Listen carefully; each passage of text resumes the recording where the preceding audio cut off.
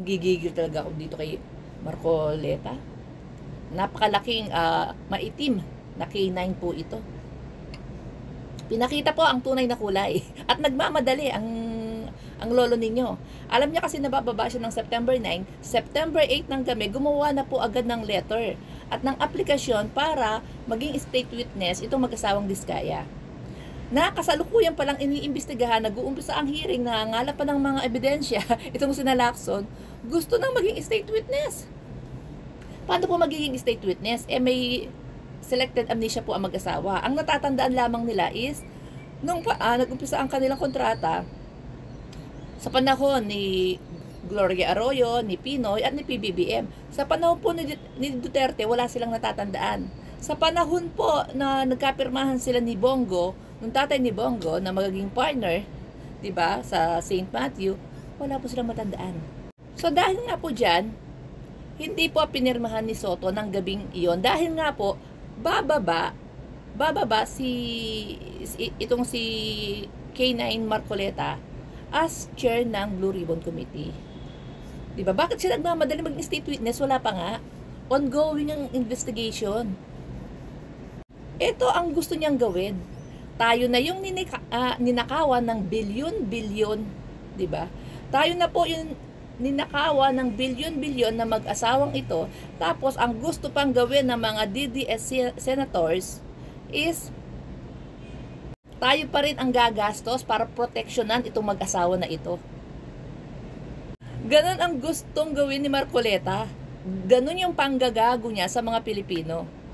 Tayo na po yung ninakawan ng bilyon-bilyon, tapos tayo pa yung gagastos para proteksyonan itong mag-asawa na ito. Bakit, Marcoleta? Libre ba? Libre ba ang witness protection program? Hindi. Ilang security ang itatalaga mo dyan sa bawat security? Magkano ang sahod? 40,000? Isang ulo? Ilang ulo ang itatalaga mo dyan para bantayan niyang mga korap na mag-asawa na yan? Mga sinungaling. Paano kung ilalagay mo pa yan sa safe house? Di magbabayad ka pa ng safe house every day or monthly. Manggagaling na naman sa taxpayer. 'Di ba? Manggagaling na naman po sa mga taxpayers. Ang laking panggagago nitong ginagawa ni Marcoleta na ito.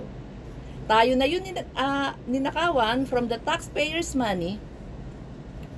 Tayo pa rin yung gagastos para proteksyonan itong sinungaling na mag-asawa na ito. Wow, ang galing nyo! Tapos sasabihin na naman ng mga anti-admin, puro na lang mga Diskaya ang ang topic mo. Wala kayong pakialam. Vlog ko to. Huwag kayong manood. May option. Mag-scroll kayo. Mag-scroll down kayo. Bobo na lang talaga ang dito kay ang magi-stand dito kay Marcoleta. Napakabobo na lang talaga na magi-stand pa dito kay Marcoleta.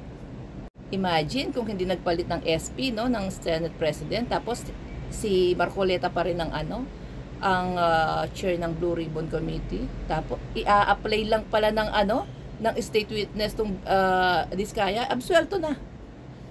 Absuelto na po. So wala na tayong mababawi. Hindi na natin mapapanagot itong mag-asawa na ito. Bagkos, gagastos uli tayo. Ninakawan na tayo, gagastos uli tayo para bigyan pa sila ng proteksyon. Galing!